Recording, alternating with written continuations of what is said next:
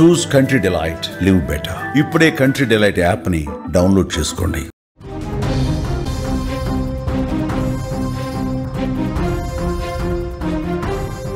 అనుమానమే పెనుభూతమైంది. రేబిస్ వ్యాధి భయం ఆమె నరనరానికి పాకింది. ఏమైపోతామో అనే ఆందోళనతో పాటు తన కారణంగా మిగిలిన వారు ఏమైపోతారని దిగులు పట్టుకుంది. మనసు బతకొద్దని ప్రేరేపించింది. చనిపోవాలనే ఆలోచనను తీసుకొచ్చింది. చివరికి ఆలోచనలను గెలవలేక జీవితంలో ఓడిపోయింది.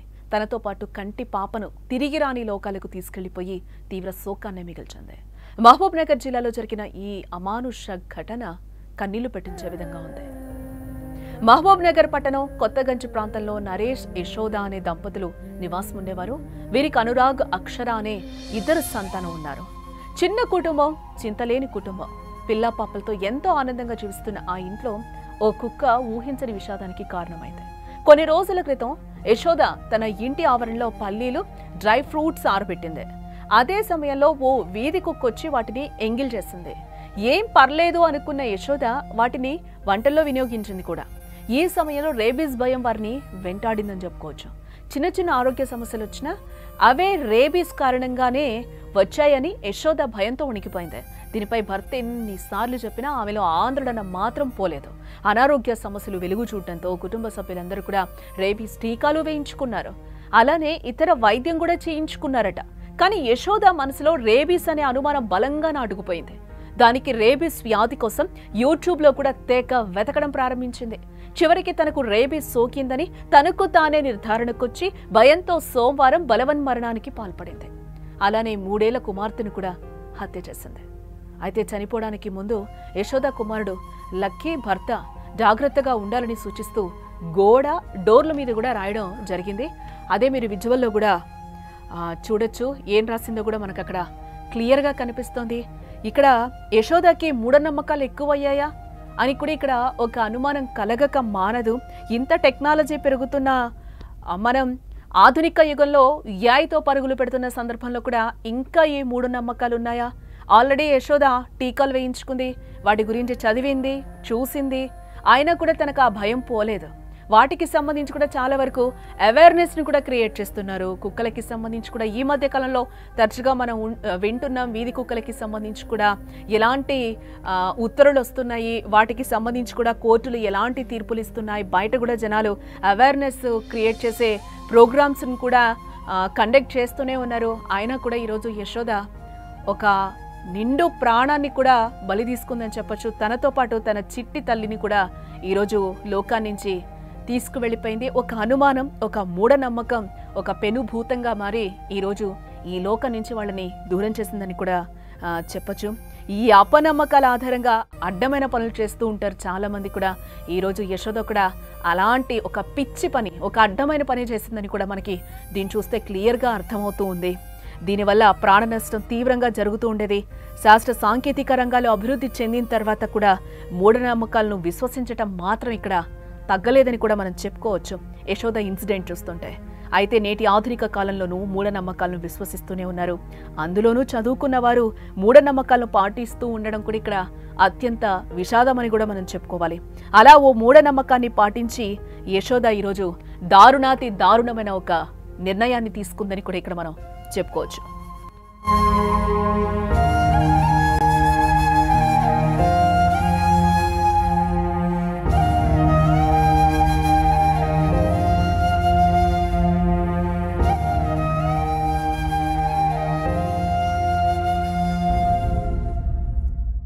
ఇక్కడ అనుమానమే పెనుభూతమైంది. రేబిస్ వ్యాధి భయం ఆమె నరనరానికి పాకిపోయింది. ఏమైపోతానో అనే ఆందోళనతో పాటు తన కారణంగా మిగిలిన వారు ఏమైపోతారనే దిగులు పట్టుకుంది. తనకి మనస్సు బతకొద్దని ప్రేరేపించింది.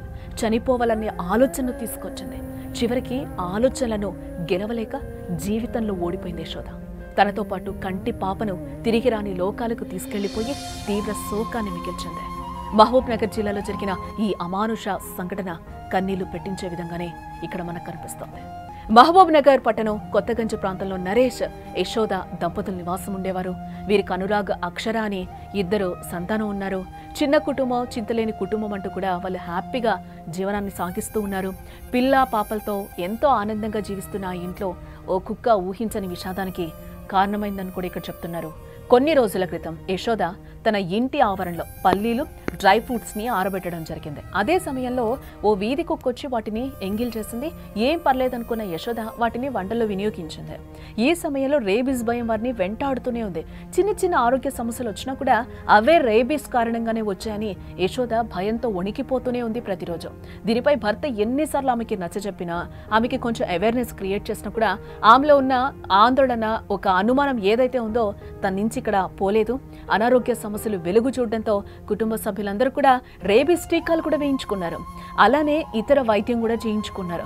కానీ యశోద మనసులో రేబీస్ అనే అనుమానం మాత్రం బలంగా నాటుకుపోయింది లోపల. దానికి రేబీస్ వ్యాధి కోసం యూట్యూబ్లో కూడా తెగ వెతకడం ప్రారంభించింది.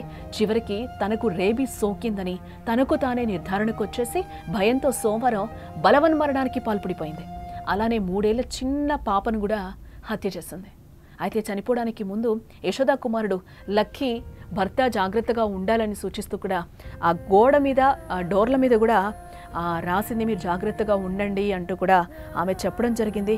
కానీ కొంతమంది మనకి అనలిస్టులు చెప్తున్న ప్రకారం మనం చూస్తే, అంటే అన్ని డాగ్స్ వల్ల, అన్ని పెట్స్ వల్ల, అన్ని కుక్కల వల్ల కూడా ఇక్కడ రేబీస్ రాదు అనేది కూడా ఇక్కడ చెప్తూ ఉన్నారు.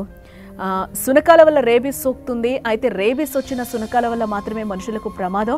అన్ని సునకాలకు రేబీస్ ఉండదు అని కూడా ఇక్కడ చెప్తున్నారు. కాకపోతే సాధ్యమైనంత వరకు కూడా వాటికి దూరంగా ఉండడం మంచిదే. ఒకవేళ వాటి లాలాజలం మనకు తగిలినా, కొన్ని సందర్భాల్లో అవి రక్కినా వెంటనే ఇంజెక్షన్స్ వేయించుకోవాలి. వెనకటి రోజుల్లో అయితే ఇంజెక్షన్స్ అంతగా అందుబాటులో ఉండేవి కాదు. బట్ ఇప్పుడు అవి విరివిరిగా మందులు లభిస్తున్నాయి కాబట్టి పెద్దగా ప్రమాదం లేదని కూడా చెప్తున్నారు. పైగా అత్యంత శక్తివంతమైన మందులు అందుబాటులోకి రావడంతో రేబీస్ అనే వ్యాధి కూడా మన దేశంలో నియంత్రణలో ఉంది. అలాగే గడిచిన కొన్ని సంవత్సరాలుగా 10ల సంఖ్యలోపే మన దేశంలో రేబీస్ కేసులు కూడా నమోదయ్యాయని కూడా మనకి చెప్తూ ఉన్నారు.